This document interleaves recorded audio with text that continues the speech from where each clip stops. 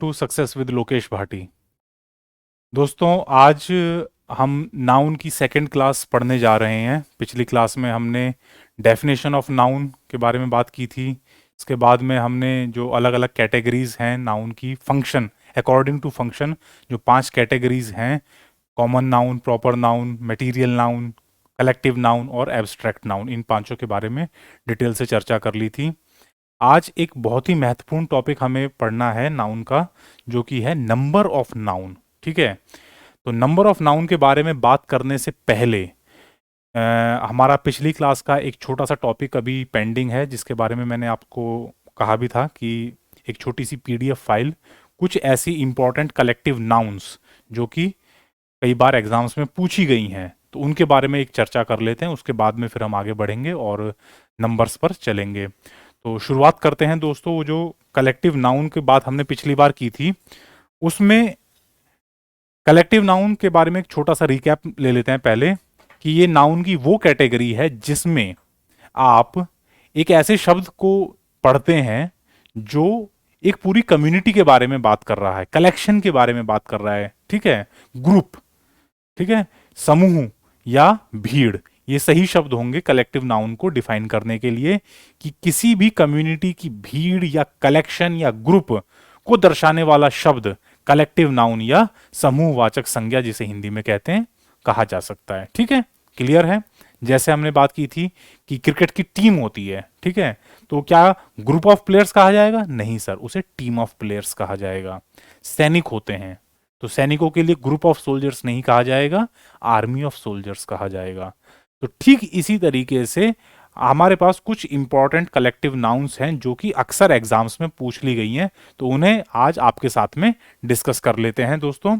सबसे पहला हमारे पास है क्राउड।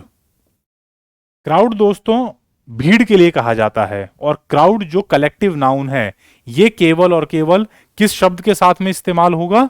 पीपल के लिए, क्राउड ऑफ पीपल, भीड़ लोगों की, ठीक है, और किसी की नहीं, क्राउड ऑफ पीपल। दूसरी हर्ड, HERD, हर्ड।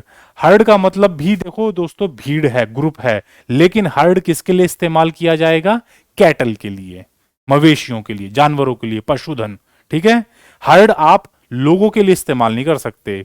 ठीक है, ह्यूमन बींग्स के लिए आप हर्ड इस्तेमाल नहीं करोगे, ये कैटल के लिए इस्तेमाल किया जाता है। ठीक है, नेक्स्ट क्लस्टर। क्लस्टर कह लीजिए या गैलेक्सी, तारामंडल या गैलेक्सी, जो स्टार्स का ग्रुप होता है, स्टार्स का, प्लैनेट्स का, आसमान में तारे हैं, पिंड हैं, खगोलीय पिंड जो जितने भी होते हैं, तो इनका जो ग्रुप होता है, इसे दोस्तों क्या कहा जाता है? गैलेक्सी या गैलेक्सी कह देते हैं या फिर क्लस्टर कह देते हैं। ठीक है दोस्तों, इसके बाद में एक बहुत important gang, GANG, gang. Gang किसके लिए इस्तेमाल होगा? सर गैंग इस्तेमाल होगा रॉबर्स के लिए, क्रिमिनल्स के लिए, डेकॉइट्स के लिए। ये कभी भी लोगों के लिए इस्तेमाल नहीं होगा। ए गैंग ऑफ स्टूडेंट्स नहीं, gang of robbers, gang of criminals, gang of thieves. ठीक है, तो इस तरीके के जो असामाजिक तत्व होते हैं, उनके लिए गैंग का इस्तेमाल किया जाएगा। गैंग कभी भी मतलब सैनिकों के लिए, विद्यार्थियों के लिए, टीचर्स के लिए इस्तेमाल नहीं करना है। तो यही यहां पर दोस्तों पॉइंट है जो आपको पहचानना है कि कौन सा कलेक्टिव नाउन किस सेंस में, किस संदर्भ में, किस कॉन्टेक्स्ट में इस्तेमाल आपको करना है। ठीक है दोस्तों, आइए आगे बढ़ते हैं, बात करते हैं स्वार्म। स्वार्म या नेस्ट। स्वार्म और नेस्ट, ये जो दो कलेक्टिव नाउन है दोस्तों, नेस्ट का एक मतलब होता है घोंसला, लेकिन यहां पर नेस्ट ये दूसरा शब्द है जो कलेक्टिव नाउन है, और ये इस्तेमाल होता है किसकी भीड़ के लिए? चींटियों की भीड़ के लिए। ठीक है, एंट्स, जो चींटियां होती हैं, उनकी भीड़ के लिए स्वार्म या नेस्ट शब्द का इस्तेमाल किया जाता है। ठीक है, इसी तरह के एक और आपके पास बहुत इंपॉर्टेंट कलेक्टिव नाउन है सीरीज। सीरीज, सीरीज का मतलब होता है श्रृंखला, और ये किसके लिए इस्तेमाल की जाती है? इवेंट्स के लिए, घटनाओं, घटनाओं की श्रृंखला, एक के बाद एक होते चलना। तो ये जो ग्रुप होता है ऐसी घटनाओं का, इसे कहा जाता है सीरीज ऑफ इवेंट्स। तो सीरीज जो शब्द है दोस्तों, ये केवल कलेक्टिव नाउन के रूप में किसके लिए इस्तेमाल होगा? इवेंट्स या घटनाओं के लिए। ठीक है, और किसी के लिए नहीं होगा, ये आपको ध्यान करना है। नेक्स्ट अगला है आपके पास फ्लॉक। फ्लॉक जो शब्द है ये कलेक्टिव नाउन है, किसके लिए इस्तेमाल होता है दोस्तों? बर्ड्स के लिए, चिड़ियाओं के लिए, ठीक है। जो हमारी बर्ड्स होती हैं, जैसे मुर्गी हुई या क्रो, कौवा, पीकॉक, ठीक है। तो इनके लिए फ्लॉक शब्द का भी इस्तेमाल किया जाता है। फ्लॉक आप लोगों के लिए इस्तेमाल नहीं कर सकते, ठीक है, एंट्स के लिए इस्तेमाल नहीं कर सकते। तो हर एक जो पर्टिकुलर शब्द है उसकी कलेक्टिव नाउन उसके अनुसार स्पेशल है, ठीक है, वही आपको पता होनी चाहिए। नेक्स्ट अगली बात करते हैं ट्रूप। ट्रूप जो शब्द है TROUPE, ट्रूप शब्द भी एक कलेक्टिव नाउन है और किसके लिए इस्तेमाल किया जाता है? नॉर्मली आर्टिस्ट्स के लिए इस्तेमाल किया जाता है, डांसर्स, जो कलाकार लोग होते हैं उनमें भी स्पेशली जो डांसर्स होते हैं उनके लिए ट्रूप शब्द का इस्तेमाल होता है, ठीक है। क्लियर है दोस्तों? TROUPE ट्रूप, और दूसरा एक और ट्रूप होता है, इनके बीच में फर्क है दोस्तों। ये जो ट्रूप है इसका मतलब होता है सैनिक, TROOP, इसका मतलब होता है सैनिक। और ये जो ट्रूप है TROUPE, ये क्या है? ये है कलेक्टिव नाउन और किसके लिए इस्तेमाल होती है? डांसर्स के लिए, नर्तक जो लोग होते हैं उनके लिए ये शब्द इस्तेमाल होता है TROUPE, ठीक है। क्लियर? नेक्स्ट वेरी इंपॉर्टेंट, इसके बारे में हम पिछली बार बात कर चुके हैं, जूरी, जजेस के लिए इस्तेमाल होता है, जो न्यायाधीश होते हैं, मैजिस्ट्रेट होते हैं, उनके लिए कलेक्टिव नाउन के रूप में क्या इस्तेमाल होता है? जूरी शब्द इस्तेमाल किया जाता है, ठीक है दोस्तों। आगे बढ़ते हैं जल्दी जल्दी फटाफट। नेक्स्ट है क्वीर, QUIVER, क्वीर। ये शब्द आपको टेलीविजन में बहुत कई बार आपने देखा होगा, जो महाभारत के समय में युद्ध होते थे या रामायण में युद्ध होते थे, तो योद्धा अपने कमर के पीछे एक तरकश रखते थे ना, जिसमें बाण रखे जाते थे। तो बाणों का जो ग्रुप होता है, एरोज का, बाण, उनका जो ग्रुप होता है, तरकश जिसे कहा जाता है, उसके लिए इंग्लिश में जो शब्द है वो है क्विर, ठीक है। तो क्विर ऑफ एरोज यानी कि ग्रुप ऑफ एरोज। तो जब भी आपको एरोज शब्द के लिए कलेक्टिव नाउन का इस्तेमाल करना है तो आप क्विर का इस्तेमाल करेंगे, ठीक है। क्लियर है दोस्तों? आइए आगे बढ़ते हैं। नेक्स्ट है पाइल। पाइल जो शब्द है दोस्तों ये कई सारे सेंस में इस्तेमाल होता है। पाइल आप बुक्स के लिए भी लगा सकते हैं, क्लोथ्स के लिए भी लगा सकते हैं, और आर्टिकल्स यानी कि मिसलेनियस सामान। तो पाइल का मतलब होता है ढेर। तो किताबों का भी ढेर हो सकता है, कपड़ों का भी ढेर हो सकता है, और छोटे मोटे सामान का भी ढेर हो सकता है। तो ये बुक्स के लिए भी इस्तेमाल होता है, क्लोथ्स के लिए भी इस्तेमाल होता है, और मिसलेनियस आर्टिकल्स के लिए भी पाइल इस्तेमाल होता है, ठीक है। क्लियर है दोस्तों? आइए चलते हैं, आगे बढ़ते हैं। बैंड। बैंड किसके लिए इस्तेमाल होता है? बैंड इस्तेमाल होता है दोस्तों म्यूजिशियंस और कलाकारों के लिए। अब जैसे मैंने आपको बताया, ट्रूप जो शब्द है ये भी कलाकारों के लिए, लेकिन कौन से कलाकार? जो नर्तक हैं वो भी कलाकार, लेकिन वो डांस करते हैं, उनके लिए ट्रूप इस्तेमाल होता है। बैंड जो शब्द है ये डांसर्स के लिए नहीं आएगा, ये किसके लिए आएगा? संगीतज्ञ जो होते हैं, ठीक है, जो संगीत गाते हैं, बजाते हैं, उनके लिए आप बैंड शब्द का इस्तेमाल करते हैं, ठीक है। तो बैंड ऑफ डांसर्स नहीं आएगा, बैंड ऑफ म्यूजिशियंस होगा। डांसर्स के लिए आप ट्रूप शब्द का इस्तेमाल करेंगे। क्लियर है दोस्तों? यही चीज पहचाननी है कि किसके साथ में कौन सी कलेक्टिव नाउन आनी चाहिए, और ये एग्जाम के दृष्टिकोण से दोस्तों बहुत इंपॉर्टेंट है। इसको आप लिख करके ले लीजिए कि एक या दो कलेक्टिव नाउन के प्रश्न हर क्वेश्चन पेपर में जरूर मिलेंगे आपको, ठीक है। नेक्स्ट अगला है वॉली। वॉली जो शब्द है दोस्तों ये किसके लिए इस्तेमाल होता है? शॉट्स या फिर मिसाइल्स के लिए, ठीक है, वॉली। तो वॉली का क्या मतलब है कि जब कभी दो पक्षों के बीच में युद्ध हो रहा हो, वो एक दूसरे के ऊपर मिसाइल्स फायर कर रहे हैं या गोला बारूद एक दूसरे के ऊपर फायर कर रहे हैं, तो जब एक साथ कई सारी मिसाइल्स एक साथ दूसरी पक्ष के ऊपर दागी जाती हैं तो उसे कहा जाता है वॉली, ठीक है। उनका जो ग्रुप है उसके लिए क्या कहते हैं? वॉली, ठीक है। और इस वॉली शब्द से ही निकला है आपका ये फेमस गेम वॉलीबॉल, ठीक है। उसमें भी तो ग्रुप में एक पक्ष दूसरी पक्ष की तरफ बॉल को फेंकता है, तो वहीं से ये शब्द निकला है, ठीक है दोस्तों। तो वॉली जो कलेक्टिव नाउन है किसके लिए इस्तेमाल होती है? मिसाइल्स के लिए या शॉट्स के लिए, ठीक है। क्लियर? आइए आगे बढ़ते हैं। पेयर। पेयर मींस जोड़ा, और ये कलेक्टिव नाउन किसके लिए इस्तेमाल होती है? जोड़े में कौन सी चीज आती है दोस्तों? सॉक्स आती हैं, जूते आते हैं, ठीक है। जुराबे और जूते पेयर में ही आती हैं, ठीक है, वो दो से ज्यादा नहीं हो सकती। आपने देखा है कि 3 जुराबों का जोड़ा है जी हमारा? नहीं, जोड़ा 2 का ही होगा, क्योंकि 2 ही पैर होते हैं इंसान के। तो इसलिए पेयर जो शब्द है ये 2 के लिए इस्तेमाल होता है, और किस किस के लिए? किस ऑब्जेक्ट के लिए इस्तेमाल होता है? सॉक्स के लिए, जूतों के लिए, ठीक है। ट्राउजर्स के लिए भी, पेयर ऑफ ट्राउजर्स, ठीक है।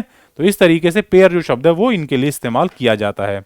इसके बाद में एक और शब्द है आपके पास हीप, कलेक्टिव नाउन में, जो किसके लिए? हीप का मतलब भी क्या होता है? ढेर। जैसे कि पाइल की बात की थी वैसे ही हीप होता है, बस फर्क क्या है कि हीप में आपके पास अमूमन रेत, धूल धक्कड़, पत्थर, इन सब चीजों का इस्तेमाल किया जाता है, ठीक है। स्टोन्स, डस्ट या रबिश, कूड़े का ढेर, रेत का ढेर, बजरी का ढेर, उनके लिए आप हीप शब्द का इस्तेमाल करते हैं, ठीक है दोस्तों, क्लियर है। आइए आगे बढ़ते हैं। स्टॉक, स्टॉक जो शब्द है दोस्तों ये किसके लिए इस्तेमाल किया जाता है? अनाज के लिए, स्टॉक ऑफ ग्रेन्स, ठीक है। आपने अक्सर न्यूज में भी सुना होगा, the current stock of food grains in India is so and so metric tons. तो स्टॉक जो शब्द है इसका मतलब होता है कि खाद्यान्न का भंडार। ये शब्द स्टॉक जो है ये किताबों के लिए नहीं आएगा, बाकी चीजों के लिए नहीं आएगा, ये आएगा खाद्यान्न के लिए और इससे मिलती जुलती चीजों के लिए, ठीक है। तो इसमें आप क्या ले सकते हैं? ग्रेन्स ले सकते हैं, कोयला और मटेरियल, बाकी चीजों को भी ले सकते हैं, जिनमें सबसे महत्वपूर्ण क्या है? कोयला, उसका भी स्टॉक कहा जाता है, ठीक है। आगे बात करते हैं, एक शब्द है बैंड। बैंड के बारे में अभी हमने चर्चा की थी कि ये म्यूजिशियंस के लिए भी इस्तेमाल होता है और नोमैड्स, जो लोग एक जगह से दूसरे जगह भ्रमण करते रहते हैं, ठीक है, जिन्हें एक शब्द है उनके लिए, नोमैड्स जो होते हैं दोस्तों ये एक्चुअली भोजन की तलाश में एक जगह से दूसरी जगह ट्रैवल करते रहते हैं, इनका कोई परमानेंट ठिकाना नहीं होता है, बंजारे भी कहा जाता है इनको। तो इनका जो ग्रुप होता है इसे भी बैंड कहा जाता है, ठीक है। ये जो बंजारे होते हैं भोजन की तलाश में एक जगह से दूसरी जगह जाने वाले लोग, उनके लिए भी बैंड का इस्तेमाल किया जाता है, उनके ग्रुप के लिए बैंड का इस्तेमाल करते हैं। इसके बाद नेक्स्ट है बंच। बंच यानी गुच्छा, और गुच्छे में क्या आती हैं? कीज, चाबियां, चाबियों का गुच्छा, ठीक है, बंच ऑफ कीज। तो बंच जो शब्द है ये अमूमन कीज के लिए ही इस्तेमाल किया जाता है, ठीक है दोस्तों। नेक्स्ट है बोर्ड। ये जो बोर्ड शब्द है दोस्तों इसके कई सारे मीनिंग होते हैं। एक तो बोर्ड होता है जैसे ये जिस पर आप पढ़ रहे हैं, ठीक है। एक बोर्ड होता है कंपनीज में, बोर्ड ऑफ डायरेक्टर्स, ठीक है, डायरेक्टर्स का समूह। वहां पर ऐसा नहीं कोई बोर्ड है एक इस तरह का बोर्ड जिस पर डायरेक्टर्स बैठे हुए, नहीं, वो बोर्ड्स मतलब जो डायरेक्टर्स हैं कंपनी के, वो जब इकट्ठे एक जगह मीटिंग करते हैं तो उनके समूह को, उनके ग्रुप को क्या कहा जाता है? बोर्ड ऑफ डायरेक्टर्स, ठीक है। तो डायरेक्टर्स का जो समूह होगा उसके लिए केवल और केवल एक शब्द इस्तेमाल होगा, बोर्ड, ठीक है। उस ग्रुप के लिए और कोई चीज इस्तेमाल नहीं हो सकती, ठीक है। Next archive, very important, archive. कई जगह आपने एग्जाम्स में या इंग्लिश के पेपर्स में देखा होगा ये शब्द आर्काइव। आर्काइव का मतलब होता है संग्रह, और किसका संग्रह है? पुराने दस्तावेजों का, ओल्ड रिकॉर्ड्स, डॉक्यूमेंट्स जो इंपॉर्टेंट हैं। ऐसा नहीं कि सर फालतू के कागज पड़े हुए थे तो उनको भी हम आर्काइव कहेंगे, नहीं, जो जरूरी कागजात हैं जिनकी कुछ इंपॉर्टेंस है, हिस्टोरिकल इंपॉर्टेंस हो सकती है, देश के लिए इंपॉर्टेंस हो सकती है, इकोनॉमिक इंपॉर्टेंस हो सकती है, तो ऐसे जो जरूरी कागजात होते हैं जिनकी कुछ इंपॉर्टेंट वैल्यू है, उनका जो समूह होता है, संग्रह होता है, उसे कहा जाता है आर्काइव। जैसे जो भारत सरकार है ये अपना एक आर्काइव मेंटेन करती है जिसमें हर जरूरी सरकारी दस्तावेज को सेफ सिक्योर करके रखा जाता है। तो इस तरह का कोई भी संग्रह है जहां पे जरूरी दस्तावेजों को रखा जाता है दोस्तों, तो उसे क्या कहते हैं? आप आर्काइव कहते हैं, ठीक है, क्लियर है। तो ये बात हुई दोस्तों कुछ इंपॉर्टेंट कलेक्टिव नाउन्स के बारे में, ठीक है। अब हमें आज की क्लास की शुरुआत करते हैं। समय हालांकि थोड़ा सा कम बचा है लेकिन इसको स्टार्ट कर लेते हैं। अगला जो टॉपिक है दोस्तों बहुत ही इंपॉर्टेंट है। नाउन की आपने डेफिनेशन पढ़ ली, 5 उसके क्लासिफिकेशन पढ़ लिए। अब एक स्टेप आगे बढ़ना है और बात करनी है नंबर ऑफ नाउन की, कि नाउन के नंबर क्या होते हैं, ठीक है। उससे पहले ये समझ लीजिए दोस्तों कि नाउन जो है ये 2 तरह की हो सकती हैं। फंक्शन के आधार पर आपने बंटवारा किया था कि भाई कॉमन नाउन है, प्रॉपर नाउन है, कलेक्टिव नाउन है, ठीक है, एब्स्ट्रैक्ट एंड मटेरियल, 5 टाइप होते हैं। एक और तरीका होता है नाउन को बांटने का कि क्या आप नाउन को गिन सकते हो? हाँ सर, क्यों नहीं गिन सकते हैं, हमेशा नहीं गिन सकते, कभी कभी आप नाउन को गिन नहीं सकते हो। मतलब क्या है सर? मतलब यह है कि कुछ नाउन्स ऐसी होती हैं जिनकी आप काउंटिंग कर सकते हो, 1 2 3 4 5 6, लेकिन कुछ नाउन्स ऐसी होती हैं जिनकी आप काउंटिंग नहीं कर सकते हो। Sir example? बिल्कुल, आपके सामने 4 स्टूल रखे हैं, आपने गिन लिए 1 2 3 4, सर स्टूल्स हैं 4 हैं, ठीक है, काउंटेबल हैं, आप गिन सकते हो, काउंट एबल, जिनको आप गिनती कर सकते हो, ठीक है सर। लेकिन अगर मैं ये कहूं कि भाई बुद्धिमानी, कैसे गिनेंगे सर? वो 4 किलो बुद्धिमान है। बड़ा अटपटा सी बात कर रहे हो सर, ये तो अच्छा ही नहीं लगा। सर वो बहुत सुंदर लड़की है। कितनी सुंदर है? 4 मीटर सुंदर है सर। तो क्या आप इस तरीके से बात कर सकते हैं? नहीं सर। तो यानी कि कुछ नाउन्स, ये जो बुद्धिमानी हुई, सुंदरता हुई, ईमानदारी हुई, इन्हें आप गिन नहीं सकते हो, नाप नहीं सकते हो। तो यानी कि ये सर अनकाउंटेबल है, इनकी तो गिनती हो ही नहीं सकती। तो ऐसी नाउन्स जिनको आप काउंट कर सकते हो, गिनती कर सकते हो, वो क्या है? काउंटेबल नाउन्स है। कुछ नाउन्स ऐसी होती हैं जिनकी आप गिनती नहीं कर सकते हो, तो वो क्या है? अनकाउंटेबल नाउन है, ठीक है। तो इस तरीके से भी आप नाउन का बंटवारा कर सकते हो, क्लासिफिकेशन कर सकते हो। पिछली क्लास में हमने बात की थी कि आप किस एंगल से सोच रहे हो उसके अनुसार नाउन के अलग अलग क्लासिफिकेशन हो सकते हैं। जब हमने फंक्शन की बात की कि भाई क्या काम कर रही है नाउन, तो 5 क्लासिफिकेशन हो गए सर। अब हम बात कर रहे हैं कि भाई नाउन को आप गिन सकते हो, तो उसके अनुसार 2 क्लासिफिकेशन है जी। जिनको गिना जा सकता है वो काउंटेबल, जिनको नहीं गिना जा सकता वो अनकाउंटेबल, ठीक है। अब एक बात और इंपॉर्टेंट कि जिन नाउन्स को आप गिन सकते हो, ठीक है, बात अब केवल जिनकी गिनती हो सकती है यानी काउंटेबल जो नाउन है उनके बारे में हो रही है। जिन नाउन्स को आप गिन सकते हो तो उनकी गिनती कर लीजिए सर, ठीक है, कर लेते हैं। और अगर गिनती करेंगे तो क्या होगा सर? या तो वो जो नाउन है वो एक है या फिर एक से ज्यादा है, ठीक है। मतलब सर लीजिए एक्सप्लेन करते हैं। Singular and plural. सिंगुलर का मतलब होता है एक वचन और प्लूरल का मतलब होता है बहुवचन। यहां पर दोस्तों इंग्लिश में और संस्कृत में थोड़ा सा फर्क है। इंग्लिश लैंग्वेज जो है ये 2 नंबर लेकर के चलती है, और हिंदी भी, इंग्लिश और हिंदी दोनों ही 2 नंबर लेके चलती है कि या तो एक वचन है या बहुवचन है, सिंगुलर या प्लूरल। संस्कृत जो लैंग्वेज है दोस्तों ये 3 लेकर के चलती है, एक वचन, द्विवचन और बहुवचन। एक वचन यानी कि जिसकी गिनती एक है, द्विवचन यानी जिसकी गिनती 2 है, और बहुवचन यानी कि जिसकी 2 से ज्यादा है। 3 हो सकती है, 4 हो सकती है, 1 अरब हो सकती है, 10 करोड़ हो सकती है, कुछ भी, ठीक है। इंग्लिश और हिंदी जो है दोस्तों ये दोनों ही लैंग्वेज 2 नंबर लेकर के चलती हैं, या तो एक वचन जो एक है, और अगर एक से ज्यादा है तो वो बहुवचन या प्लूरल, ठीक है। ये आपको समझना है कि नाउन का जो नंबर है वो दोस्तों अगर काउंटेबल नाउन है जिसकी गिनती की जा सकती है तो या तो सिंगुलर होगी या फिर प्लूरल होगी, या तो एक होगी या एक से ज्यादा होगी। इंपॉर्टेंट ये है कि ये बात केवल और केवल काउंटेबल नाउन्स के लिए हो रही है, अनकाउंटेबल के लिए नहीं हो रही है, ध्यान कर लेना। बुद्धिमानी, सुंदरता, कायरता, बहादुरी, ईमानदारी, बेईमानी, चालाकी, सादगी, ये सब जो अनकाउंटेबल नाउन्स हैं इनके बारे में बात नहीं हो रही है, केवल और केवल काउंटेबल के बारे में हो रही है। टेबल, चेयर, बुक, क्लोथ, ठीक है, और computer, cars, motorcycle, cycle, aeroplane, इन सब ऐसी जो काउंटेबल चीजें हैं उनके बारे में बात हो रही है अभी, ठीक है। तो वो कैसी हो सकती है? या तो एक वचन हो सकती है सर, या फिर बहुवचन हो सकती है, प्लूरल हो सकती है, ठीक है। क्लियर है? आइए अब आगे बात करते हैं कि कैसे आप एक वचन से प्लूरल बनाएंगे। अक्सर क्या हो जाता है कि बहुत से लोग, अमूमन सुना होगा आपने, बोलते समय, इंग्लिश बोलते समय क्या कह देते हैं? Many childrens have come to this party. Many childrens, ये चिल्ड्रंस शब्द है दोस्तों, ये इंग्लिश के अनुसार गलत है। इंग्लिश में चिल्ड्रंस नाम का कोई शब्द नहीं है। चाइल्ड माने एक बच्चा, चिल्ड्रन माने बहुत सारे बच्चे। तो चिल्ड्रंस नाम का कोई शब्द नहीं होता है। हाँ, बच्चों का, तो चिल्ड्रन के बाद में एक एपोस्ट्रॉफी एस लगा करके आप जरूर चिल्ड्रंस बना सकते हो, जो जिसका क्या मतलब होता है? बच्चों का। लेकिन ये जो शब्द सेंटेंस का आ गया, many childrens have come to the party, यहां पर जो चिल्ड्रंस शब्द इस्तेमाल किया गया है ये पूरी तरीके से गलत है, और ये आपको दर्शा देगा कि आपको इंग्लिश का ज्ञान थोड़ा कम है।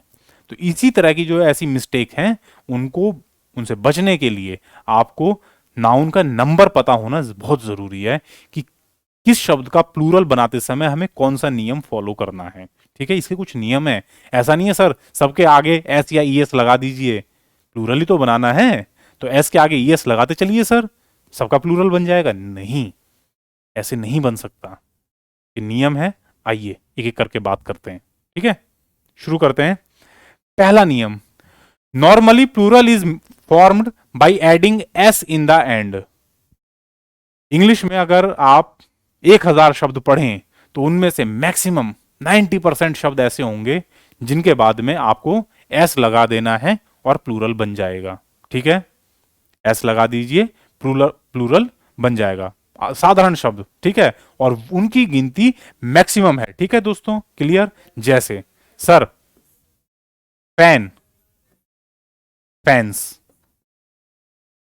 सिंगुलर फैन है, प्लूरल फैंस। ठीक है,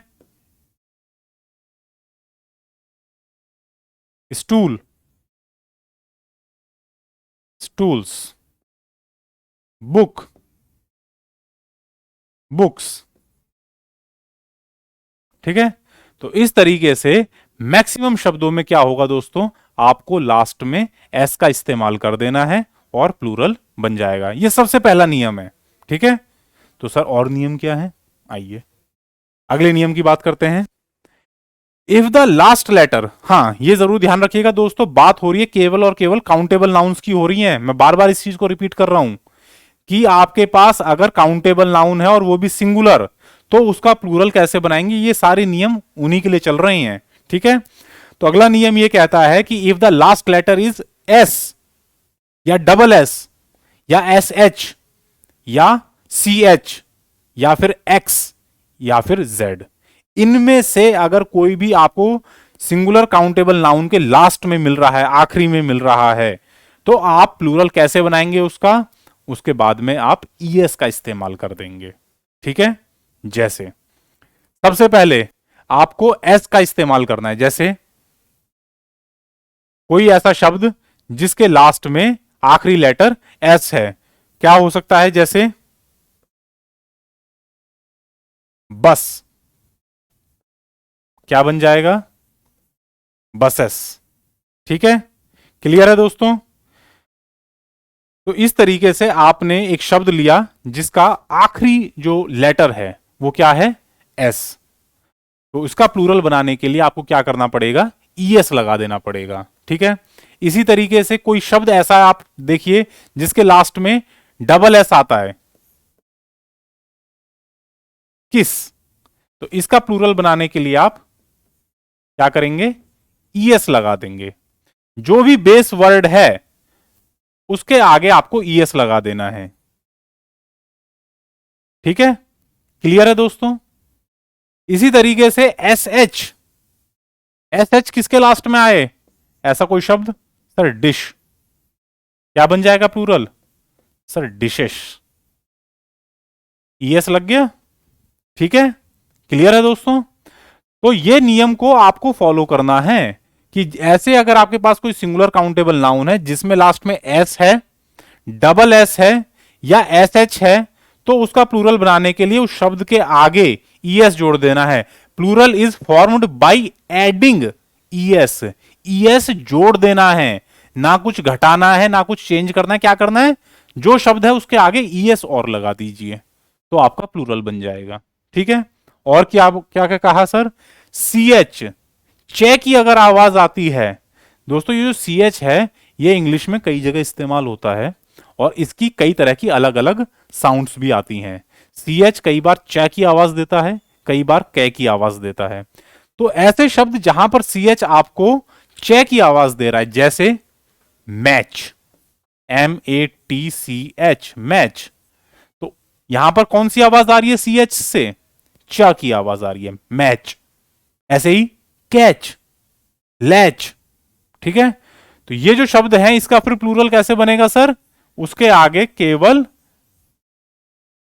ईएस लगा दीजिए सर, मैच का मैचेस, कैच का कैचेस। ठीक है, CATCH, कैच, क्या बन जाएगा सर, CATCHES, कैचेस। क्लियर, आ रही है बात समझ में। तो इस तरीके से आप प्लूरल बनाएंगे। और क्या है सर, अगर आपके पास एक्स है, लास्ट का जो शब्द है, लास्ट का जो अक्षर है वो क्या है, एक्स, किस में आता है सर? टैक्स। तो क्या कीजिएगा? टैक्सेस। क्लियर? आ रही बात समझ में? लास्ट का अक्षर अगर एक्स है तो भी आप प्लूरल बनाने के लिए क्या कर सकते हैं? बस शब्द के आगे ईएस जोड़ दीजिए। ठीक है, क्लियर है दोस्तों? और क्या सर? जेड, कोई शब्द ऐसा जिसके लास्ट में जेड आ रहा है तो उसके लिए भी आप प्लूरल बनाते समय क्या कर देंगे दोस्तों? ईएस जोड़ देते हैं। ठीक है, जैसे कोई शब्द ऐसा क्विज, QUIZ, क्विज, तो प्लूरल कैसे बनेगा? क्विजेज। ये देखिए, QUIZ, क्विज। तो क्विज का प्लूरल बनाने के लिए क्विजेज। ठीक है, आ गई बात समझ में? क्लियर है दोस्तों? इस तरीके से आपका ये सेकंड नियम है कि अगर आपके पास सिंगुलर काउंटेबल नाउन में लास्ट लेटर, लास्ट सबसे लास्ट का होना चाहिए, लास्ट लेटर अगर एस या डबल एस या फिर एस एच या फिर सी एच जो च की आवाज देता है और एक्स या फिर जेड है, तो आप प्लूरल कैसे बनाएंगे? By adding ES. ईएस जोड़ दीजिए, बस कुछ घटाइए मत, कुछ चेंज मत कीजिए, ईएस जोड़ दीजिए, आपका प्लूरल बन जाएगा। ठीक है, क्लियर है दोस्तों? आइए आगे बढ़ते हैं, बात करते हैं तीसरे नियम की। तीसरा नियम यह कहता है कि if the last letter is y and preceded by a consonant, अगर सिंगुलर काउंटेबल नाउन आपके पास है और उसका आखिरी लेटर क्या है? वाई है। ठीक है, वाई, और प्रेसीडेड बाई ए कंसोनेंट, और वाई से जो पहले वाला है, लास्ट से जो एक पहले वाला है वो क्या है? कंसोनेंट है। कंसोनेंट आपको पता होंगे इंग्लिश में दोस्तों, AEIOU, ये जो 5 वर्णमाला हैं इनको कहा जाता है वॉवेल्स। ठीक है, और इनके अलावा बाकी जितने भी हैं B, C, D, F, G, बाकी सब AEIOU को छोड़ करके बाकी जितने भी हैं अल्फाबेट वो सब क्या कहलाते हैं? कॉन्सोनेंट्स। ठीक है, तो आपके पास अगर सिंगुलर काउंटेबल नाउन है जिसमें कि लास्ट का जो लेटर है वो है वाई और उससे एक पहले वाला जो है वो है कंसोनेंट, जैसे बी, सी, डी, एफ, जी, एच, कुछ भी। ठीक है, तो आप उसका प्लूरल कैसे बनाएंगे? Plural is formed by replacing Y by IES. Y को हटाइए और उसकी जगह पर आईईएस लगा दीजिए। जैसे सर बेबी, बेबी यानी छोटा बच्चा, लास्ट में क्या मिल रहा है? सर वाई मिल रहा है। लास्ट से पहले क्या है? बी है। बी वॉवल है या कंसोनेंट है? सर कंसोनेंट है। वॉवल तो केवल ए, ई, आई, ओ और यू, ये 5 होते हैं सर। इनको छोड़ करके बाकी जितने भी हैं सर वो कंसोनेंट होते हैं। ठीक है, तो सर हमारी कंडीशन पूरी हो रही है, लास्ट का वाई है और वाई से एक पहले क्या है? कंसोनेंट है। तो आप प्लूरल कैसे बनाएंगे? Is formed by replacing. यहां पे ऐड नहीं है दोस्तों, यहां पे क्या कहा गया है? रिप्लेस करना है। किसको? वाई को। किससे? आईईएस से। तो सर बेबी में क्या था? BAB, और जो लास्ट का वाई था उसे रिप्लेस कर दीजिए, उसे हटा दीजिए, उसकी जगह पे क्या लगा दीजिए? आईईएस लगा दीजिए, बेबीज। ठीक है, क्लियर है दोस्तों? आई बात समझ में? एक और एग्जांपल लेते हैं छोटा सा। स्टोरी, स्टोरी मीन कहानियां, कहानी, सॉरी सिंगुलर है। लास्ट का क्या है? वाई, वाई से एक पहले क्या है? कंसोनेंट। कंडीशन हमारी पूरी हो गई sir. Last letter is y and preceded, preceded means उससे पहले, उसके पहले कौन है? कंसोनेंट है। ठीक है, तो वाई, वाई से पहले कंसोनेंट। तो क्या करना है सर? प्लूरल बनाने के लिए वाई को हटाइए और आईईएस लगा दीजिए। STOR, वाई लिख दूं? नहीं सर, वाई को तो हटाना है और क्या लगाना है उसकी जगह पर? IES, stories. क्लियर दोस्तों? इस तरीके से आपको प्लूरल बनाना है। Baby, babies, story, stories. ठीक है, तो ऐसा कोई भी अगर आपके पास सिंगुलर काउंटेबल नाउन है दोस्तों, जिसमें कि लास्ट लेटर वाई है और उससे जस्ट पहले, लास्ट से एक पहले वाला कंसोनेंट है, तो आप प्लूरल फॉर्म करने के लिए क्या करते हैं, वाई को रिप्लेस कर देते हैं। Y is replaced by i e s. इन 3 अक्षरों से आप वाई को हटाइए, आई ई एस लगा दीजिए। ठीक है, क्लियर है दोस्तों? तो इस तरीके से आप प्लूरल फॉर्म कर सकते हैं। ठीक है दोस्तों, आज के लिए दोस्तों इतना ही रखेंगे। नेक्स्ट क्लास में हमने अभी ये आई थिंक 3 रूल पढ़ लिए हैं। रूल तकरीबन है आपके लिए तकरीबन आई थिंक 14 या 15 रूल बैठेंगे ये सिंगुलर टू प्लूरल चेंज करने वाले। तो नेक्स्ट क्लास में हमारे ये कंप्लीट हो जाएंगे, ये जो टॉपिक है नाउन एंड इट्स नंबर का। ठीक है, तो आज के लिए दोस्तों यहाँ तक ही इस कहानी को रखेंगे, स्टोरी को आज यहीं पर विराम देते हैं और अगली क्लास में आपसे मुलाकात होगी। तब तक के लिए धन्यवाद, नमस्कार, जय हिंद।